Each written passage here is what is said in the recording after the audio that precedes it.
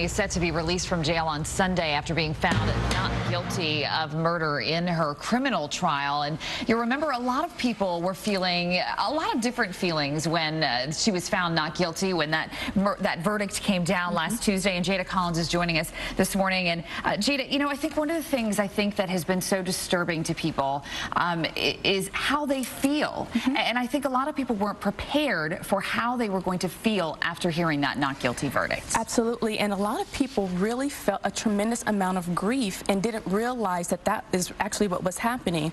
And grief is very common, displaced emotions and not really knowing how to deal with it as a result of trauma and loss. And when we think about loss, we have to think about what it is.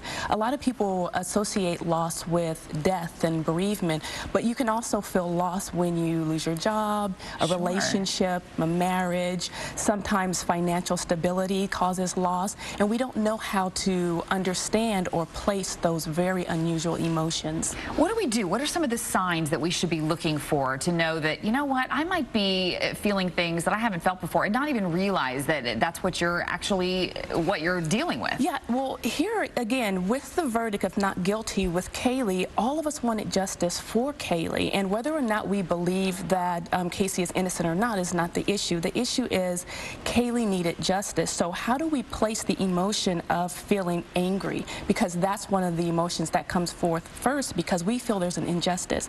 We're angry, and then depression can set in, sadness, anxiety, and the list goes on and on. But in actuality, we need to step back and look at it and say, you know, we need to have self-care and deal with what we're feeling. You know, I think a lot of people too are wondering, gosh, I didn't know this family. I'd never met this child. Why do I feel this way? They think I feel silly for having the feelings that I have. Now, Amy, this is very interesting, and after researching it quite a bit, I realized that we're struggling on a couple of different levels.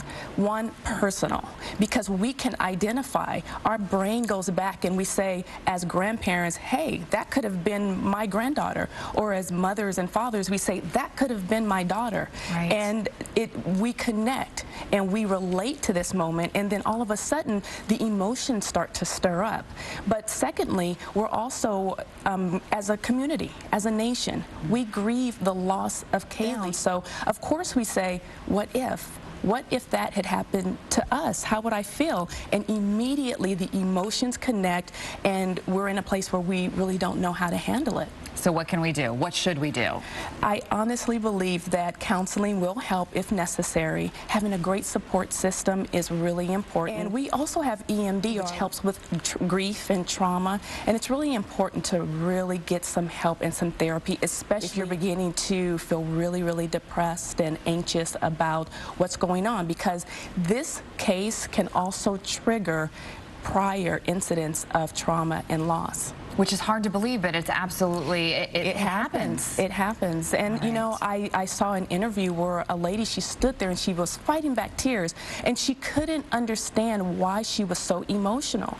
But we connect. We connected with Caylee, and America misses Caylee. We sure do. All right, well, certainly so nice talking to you. Jada Collins from Total Life Counseling Center. She's a wonderful counselor. Thank you so much. We really appreciate you coming in.